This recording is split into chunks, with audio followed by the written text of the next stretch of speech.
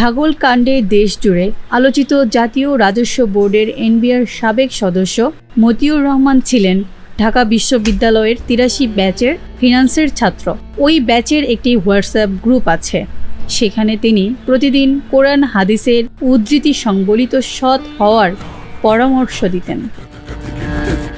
মতিউর রহমানের ব্যাচমেটরা জানিয়েছেন, হোয়াটসঅ্যাপ গ্রুপে সৎ পথে চলো, সৎ কর্ম করো, ঘুষ গ্রহণ থেকে বিরত থাকা সহ নানা ধরনের ধর্মীয় বিষয় পোস্ট করতেন মতিউর নিজে। তার এইসব উপদেশ বন্ধুদের অনেকে ভালোভাবে নিতেন, আবার অনেকেই বিরক্ত হতেন।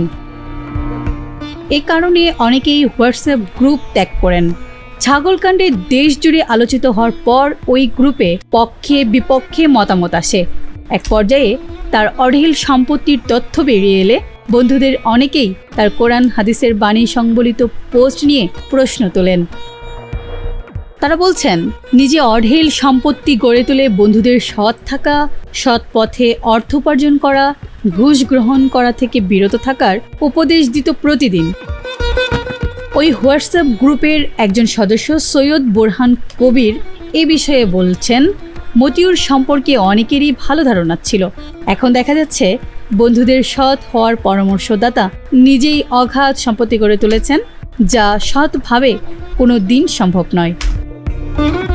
সিরাজা মনিরা, স্বদেশ প্রতিদিন।